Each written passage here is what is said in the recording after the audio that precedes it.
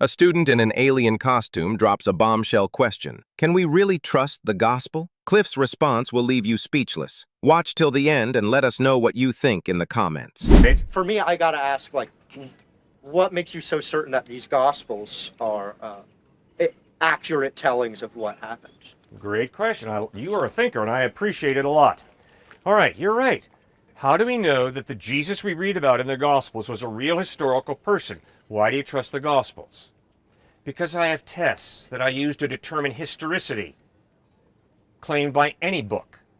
And I would encourage you to come up with your own tests. Obviously, there's nothing magical about my tests. My tests are for internal consistency. Are there contradictions within the text between the different eyewitnesses that point to massive confusion? No, when you read Matthew, Mark, Luke, and John, there are differences, as we talked about earlier, but there's a tremendous internal consistency. Second test, literary style. What is the literary style of the document? Or what's the literary style of the Iliad and the Odyssey? Epic poetry. Bingo. Precisely. The Iliad and the Odyssey are not historical narrative. They are epic poetry. The Gospels are not epic poetry. They are historical narrative. That's important, the literary style. Thirdly, archaeology. Are we talking about the island of Atlantis out in the ocean that none of us can verify? No. We're talking about Bethlehem, Nazareth, Jerusalem, Rome. Yeah. Archaeologically verifiable places. And then fourthly, good gracious, what's the manuscript evidence that we really have what the eyewitnesses wrote? And the New Testament that we have today in English is based on over 5,800 Greek manuscripts or pieces of manuscript dated from the 2nd through the 10th century AD. Yes. In fact, if we were to lose all of them, we wouldn't have a problem. Because the early church fathers between the 2nd and 4th century quote the New Testament 38,289 times. Every verse except 11 in the New Testament very remarkably well are quoted by these early church fathers. So we have such a plethora of evidence that we really have what Matthew, Mark, Luke, and John wrote. We don't have the original autographs. The original manuscripts are either destroyed or we'll find them someday.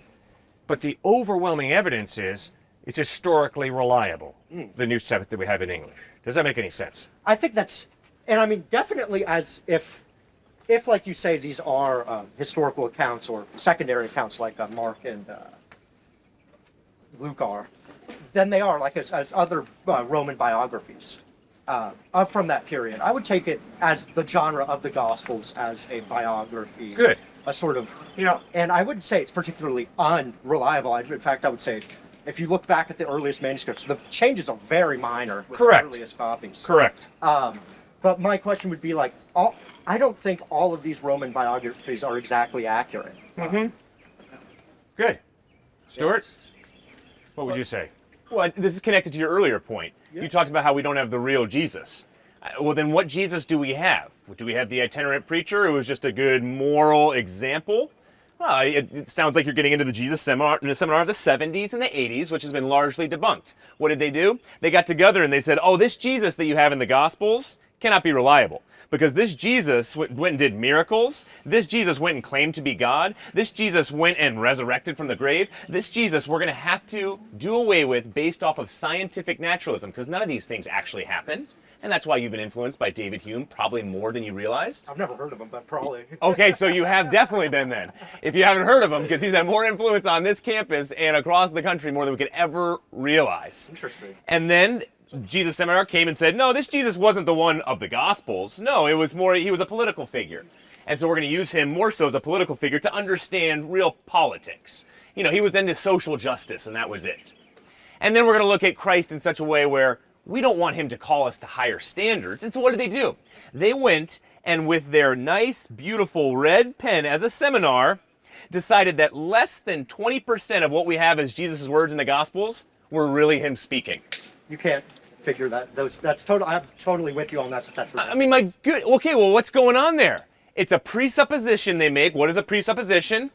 It's an acknowledgement that I'm saying I'm going to jump to this conclusion based off of no evidence. That's what they did. But we're going to say, but this is way more palatable. So let's just go ahead and do this. Well, all the historical evidence today by any scholar, even the most atheistic today, threw that out. They said the 70s Jesus seminar, historical Jesus, was a joke. Absolutely, yeah. Total joke. So, well, you brought that up a little earlier, though, and that's connected to this reliability of the Gospels. And so I'm just saying, be careful with that. Because they would also say something like, oh, Jesus didn't really resurrect. Yes, he died, but really his body was thrown into a mass grave and some dogs came along and ate it. That's what they said. But we have Joseph of Arimathea, who would have been the top dog at the Sanhedrin, the last one to have actually taken Jesus Christ and buried him in a grave. But he said, wow, this truly is the Son of God. I'm going to take him and bury him in this grave. And he rose three days later. And so you have Nicodemus, who's also the top dog in the Jewish Sanhedrin. He would be the last one to do it as well. These guys are giving over their reputations entirely because they're starting to realize, wow, he truly is the Son of God. Certainly. So you got to watch your emotional bias, I would say. We all have emotional biases more than we realize. Yeah, and start to doubt those doubts and say, wow, why am I doubting? What am I falling into? Is it something here that I don't like that Jesus claims? Or is it truly, no, I'm following the evidence, I believe. And I don't believe that he did really claim to be God. And I don't believe the evidence shows that he did resurrect. And I don't believe that the early church popped into existence and took over almost the whole Roman Empire based off of a true story. No, it's this giant hoax, and I know many people were going to their death for it. But I don't know what happened, but I just don't believe it really occurred. No one has given a good explanation for these things, though, from a naturalistic perspective or from a historical perspective. Certainly. That's my apologies if I miscommunicate. I'm No, not no. trying to say I do know what Jesus didn't say or what he. I just would say it's what I'm trying to say is that these are biographies and are based on either eyewitness accounts or oral traditions. And there can be, even with eyewitness accounts we have in courts and stuff, details change. People may forget some things. So I'm not trying to say I know what Jesus didn't say or what he's like, or I don't like he said this or whatever. But the range of details and the differences that we bring to a court of law based off of some type of, if we're both detectives to a crime scene, our testimonies will be different. And when historical scholars see differences in ancient manuscripts, they say, that probably happened. If they don't see differences, they say, collusion, that did not happen. And so eyewitness testimony is still taken as the number one piece of evidence, even more so than DNA evidence today. And so even if we had DNA evidence from Jesus' body back then, that would not be stronger than eyewitness testimony. And I mean, certainly there's independent attestation in the Gospels, which really does show that I totally believe Jesus was 100% a historical figure. I don't know exactly everything that happened other than outside Paul and the Gospels, really. But